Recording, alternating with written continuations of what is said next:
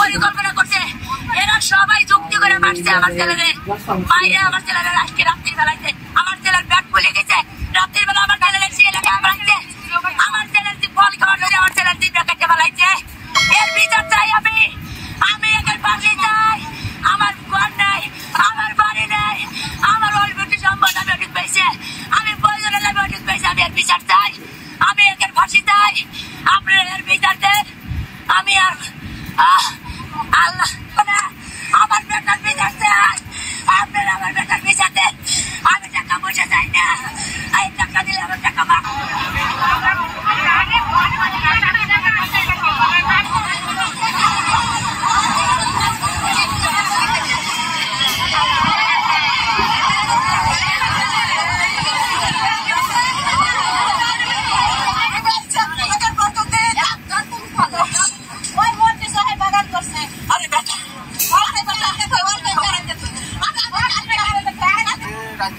শুনলাম রাত 11টার সময় যে ওর পাওয়া যাচ্ছে না। তা আমি বললাম তাই বা কি ঘটনা কি কয় কি যে ওই তো বাগান মুক্তার সাহেবের বাগানের ড্রাগন আছে, মালটা ফল আছে, ওয়ার্ড একবার খাইছে, আবার গেছে। শুয়ে বলছে সুমন লেগে খাওয়াইছি, সুমনের আদর করছে, চলো যাই ওই জায়গায় যাই। সুমন বলছে যে না আমি যাবো না, তুমি যাও। তাই ও দেখেছে তার শেষ নিঃশ্বাস দেওয়া খাওয়া গেছে। কিন্তু বিদ্যুতের শটে মারা গেছে। তারপরে আমরা লোকজন নামতে পারছিলাম না, তা এলাকার লোকজন সবাই ভাইবেরা তালাশ করছে। ওই জায়গাতে ওই পাশে, কিন্তু ওই জায়গাতে তালাশ করছে কেউ পায় না। তারপর তার বাগানের ভিতরে তালাশ করে লাশ পাওয়া যায়। কিন্তু কালকে দিন বেড়ে সময় তালাশ করে লাশ পাই। আজকে সকালবেলা এই 7টার দিক আমি আমার প্রতিবেশী বাসিয়া টিটন মনিরুদ্দিন শেখের ছেলে ওর সাথে গেলাম যে কাকা আমার একটু হাতে দিয়ে চল, আমি ধান খেতে বেশি তালাশ করবো। এখন যা দেই যে আজকে লাশ হচ্ছে লাস্টে তারা ওই হাজি সাহেব মুক্তার গোবর করে রাখছিল, সারা রাখছিল। তারপর দেখছি কি করবো শেষ কাটলে সেই লাশ দেখছি আজকে জায়গাতে ফেলা দেই, বাঘেটাকে শিয়াল টিয়ালে খাওয়া ফেলা। ওই শিয়াল বাঘের দোষ করছে, কিন্তু আসলে আদৌ এখন তারা পালাতো। যে ও নাকি কালকে ওর বন্ধু সুমন ওর মুখে শুনলাম যে ও নাকি কালকে বাগানে মালটা ফল চলে গেছে, আমাকে এনে খাওয়াইছে। ও আবারও মানে আদর করছে আমি যাইনি।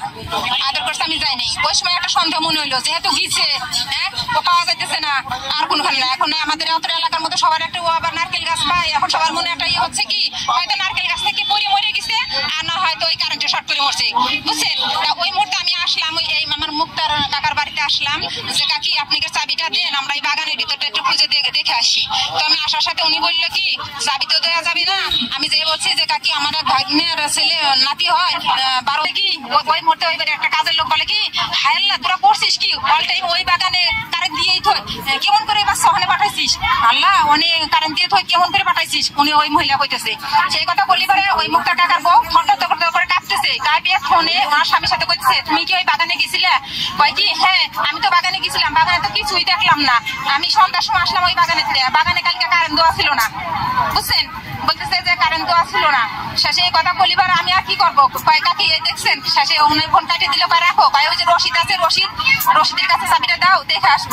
শেষে এই কথা বললো, পরে আপনি চাবি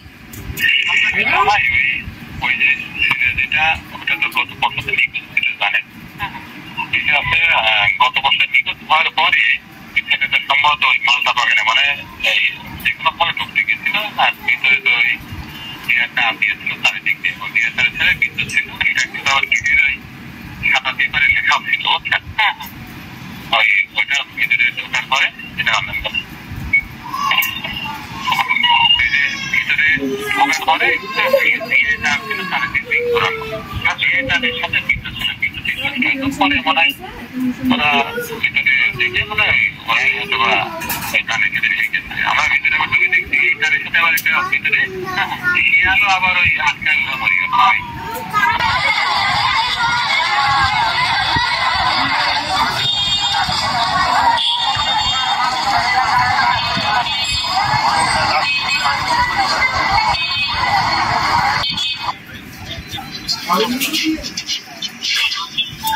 Thank you.